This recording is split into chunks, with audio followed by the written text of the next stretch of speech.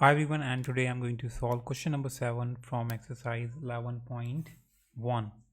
So chapter है हमारा area related to circle and class 10th का. So question number 10 says a chord of a circle of radius 12 centimetre, यानी कि एक circle है जिसकी रेडियस 12 सेंटीमीटर तरह की है और जो कोड है वो एंगल बनाता है सेंटर पे एट कितना 120 degree Celsius.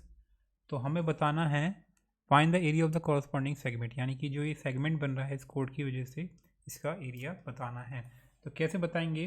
So let's start. सबसे पहले क्योंकि अगर ये 12 सेंटीमीटर है तो ये भी 12 सेंटीमीटर है क्योंकि दोनों ही रेडियस है सर्कल की. तो हमारा क्या क्या गिवन है? सबसे पहले गिवन है रेडियस कितनी तरह की है 12 सेंटीमीटर. कितनी तरह की है 12 सेंटीमीटर. उसके बाद थीटा दे रखा है कितना हमारा 120 डिग्री सेल्सियस. ठीक है. तो अगर हमें एरिया निकालना हो सबसे पहले हम एरिया निकालेंगे इस सेक्टर का एरिया. इसको मान लेते हैं हम पॉइंट वाई. ठीक है. और इसको मान लेते हैं हम एम. इसको एक मीडियन दे देते हैं कुछ इस तरीके से परपेंडिकुलर डाल के. तो यहाँ हम एक परपेंडिकुलर डालेंगे और एक मीडियन बना देंगे. ठीक है. सो सबसे पहले हमें निकालना होगा एरिया सेक्टर का, पूरे सेक्टर का. तो सेक्टर का एरिया निकालने का फॉर्मूला क्या होगा हमारे लिए? तो निकालेंगे हम एरिया ऑफ द सेक्टर. कौन सा सेक्टर?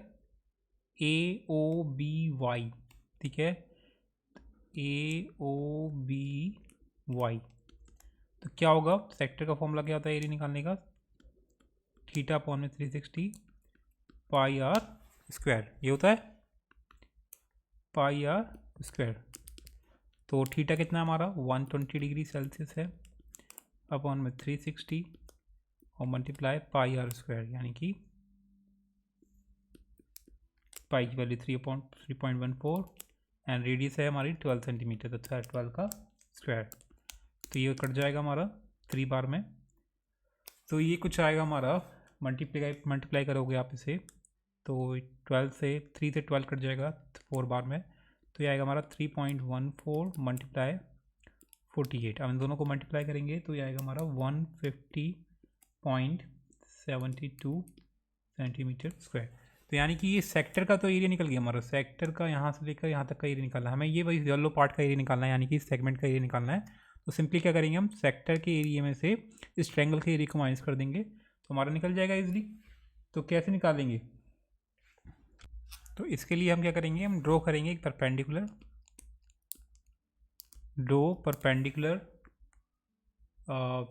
ओ एम. ये हमने ओ एम एक परपेंडिकुलर ड्रॉ करा है. O M from O to chord A B. ठीक है. तो हमने एक परपेंडिकुलर ड्रॉ करा है O M A B chord पे. तो हम क्या करेंगे? हम दोनों जो ट्रायंगल है हमारे A O M and B O M, इन दोनों को कॉन्ग्रुएंट प्रूव करेंगे जिससे कि हमारा ये जो एंगल है ये एंगल निकल जाएगी. एंगल है कितना है? वैसे तो ये हमारा 120 है. तो मीडियन डालने पे हमारा ये हो जाएगा 60-60, लेकिन हमें शो करना पड़ेगा 60-60. हम ऐसे डायरेक्ट बोल नहीं सकते. तो हम इसमें लेने वाले हैं दो ट्रायंगल ए ओ एम. लिखेंगे in triangle A O M and triangle B O M. ठीक है.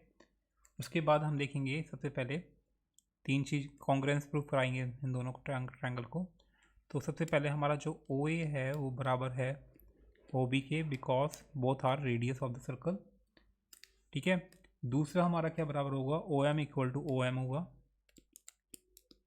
क्योंकि ये हमारा क्या है कॉमन है दोनों ट्रायंगल में.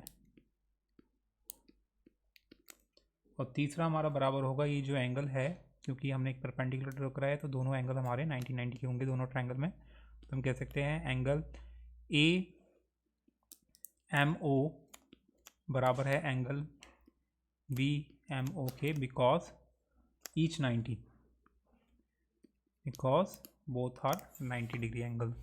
ठीक है. तो उसके बाद इससे हम क्या कह सकते हैं, जो दोनों ट्रायंगल है, तीन चीज़ बराबर हो गई है, हम कह सकते हैं triangle A O M is congruent to triangle B O M. कौन से रूल से? Right hand side congruent rule.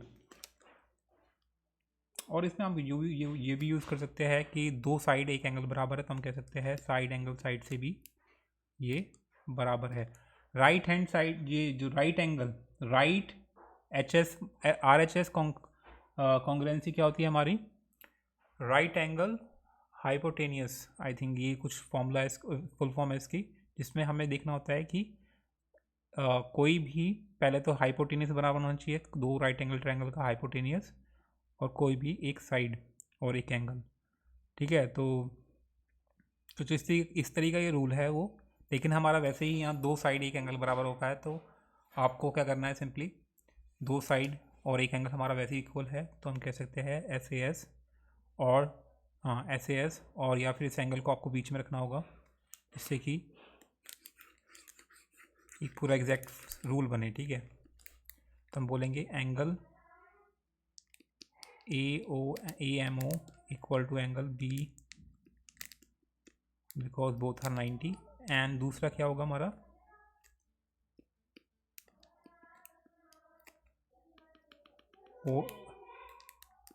OM equal to OM because common. ठीक है, तो जैसे ही दोनों ट्रायंगल कॉन्ग्रुएंट हो जाते हैं, तो हम कह सकते हैं बाय CPCT जो एंगल है हमारा AOM एंड BOM दोनों बराबर है, तो AOM बराबर है एंगल BOM के। अब बिकॉज ये पूरा हमारा जो एंगल 120 है और दोनों एंगल हमारे बराबर है, तो हम कह सकते हैं कि जो AOM होगा एंड जो BOM होगा वो क्या होगा, हाफ होगा ऑफ पूरे एंगल के, एंगल AOB के। एंड AOB एंगल कितना है हमारा 120 AOB एंगल पूरा टोटल M120 है, तो इसका हाफ कितना होगा 60, तो हम डायरेक्ट लिख सकते हैं 60 डिग्री। ठीक है, तो हमें क्योंकि गाइस हमें चाहिए था क्या, तो यानी कि हमारा ये एंगल आ गया 60 आ गया ये। ठीक है, तो अब इसमें लगाएंगे हम एप्लीकेशन ऑफ ट्रिग्नोमेट्री। तो एप्लीकेशन ऑफ ट्रिग्नोमेट्री में सबसे पहले लेंगे हम ट्रायंगल AOM में। ठीक है, तो इसमें हमारा ये एंगल 60 का है, ये भी एंगल 60 का है। ठीक है, तो हम इसमें लगाएंगे, हमें क्या चाहिए, हमें ट्रायंगल का एरिया फाइंड करने के लिए बेस चाहिए। ठीक है, बेस निकालना है AB, और हाइट निकालनी है, यानी कि OM निकालना है, AB और OM निकालना है बेसिकली हमें। तो हम क्या करेंगे, सबसे पहले AOM ट्रायंगल में हम कौन सा यूज़ करें, हाइपोटेनियस और बेस वाला यूज़ करते हैं, हाइपोटेनियस और परपेंडिकुलर वाला, क्योंकि अगर ये एंगल है तो परपेंडिकुलर ये है और बेस ये है गाइस, बेस ये है और परपेंडिकुलर ये है, क्योंकि एंगल ये है, एंगल के अपोजिट हमारा परपेंडिकुलर होता है। सो इसमें हम क्या करेंगे, AOM में हम लेंगे साइन 60। साइन 60 क्या होगा, परपेंडिकुलर अपॉन में बेस, यानी कि AM अपॉन में AO। ठीक है, तो साइन 60 कितना होता है हमारा √3 अपॉन में 2, और AM कितना है हमारा, AM हमें निकालना है, और AO हमारी रेडियस है जो कि 12 है। ठीक है, तो AM कितना हो जाएगा हमारा, AM हो जाएगा हमारा √3 अपॉन में 2 मल्टीप्लाई में 12, कट जाएगा, ये आ जाएगा हमारा 6√3। AM निकल गया हमारा 6√3। ऐसे ही हम गाइस निकालेंगे क्या, अब निकालेंगे हम OM। ठीक है, OM निकालने की कोशिश करेंगे। तो अगर AM हमारा 6√3 है, तो ये भी हमारा 6√3 होगा, क्योंकि हमारा जो ये OM है बाइसेक्ट कर रहा है इस एंगल को, तो ये बेसिकली हमारा मिड पॉइंट भी बनाएगा, यानी कि ये बाइसेक्ट करेगा, इस एंगल को भी बाइसेक्ट कर रहा है, तो AB को भी बाइसेक्ट करेगा हमारा OM। ठीक है, तो हम कह सकते हैं कि जो ये हमारा AB होगा वो क्या होगा हमारा 2AM। ठीक है, तो हम कह सकते हैं मल्टीप्लाई कर देंगे इसे, AM कितना है हमारा 6√3 तो हम कह सकते हैं ये हो जाएगा हमारा 12√3। तो ए बी बेस निकल गया हमारा। ओ एम निकालना होगा। ओ एम के लिए हम यूज़ करेंगे दूसरा ट्रायंगल ले लेते हैं या इसी ट्रायंगल को यूज़ कर लेते हैं। तो अब ले लेते गाइस cos 60।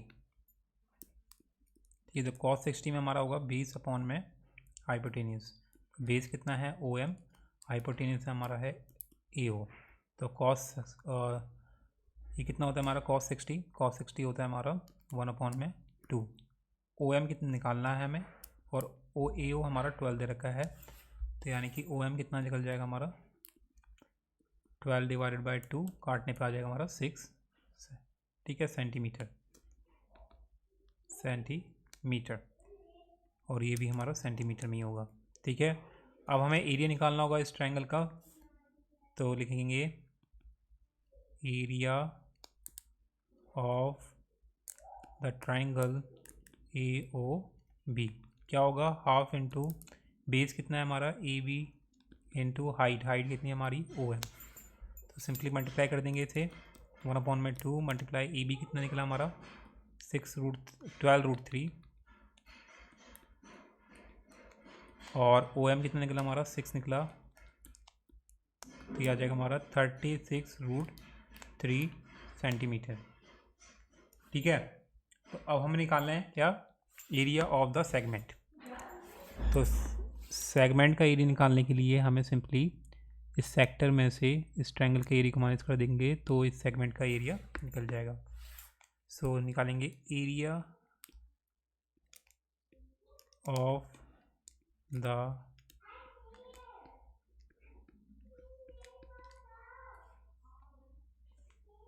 तो हम क्या करेंगे, बेसिक सेक्टर का area of the sector minus area of the triangle A O B. तो माइनस कर देंगे, सेक्टर का एरिया कितना निकला था हमारा 150.72, ये निकला था ना, यस 150.72। और उसके बाद माइनस कर देंगे एरिया ऑफ द ट्रायंगल 150.72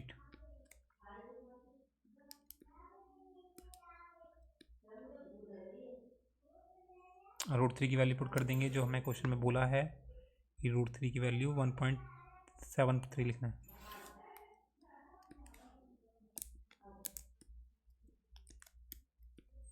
और माइनस कर देंगे इससे इसको मल्टीप्लाई करो आप। तो इसका जो फाइनल आंसर आ रहा है बेसिकली वो आ रहा है हमारा 88.37 centimetre square. Fine, so this is how you're going to find the segment area of the segment. So yeah, a lot of things to do in this questions. Hope you like it. Subscribe for more videos.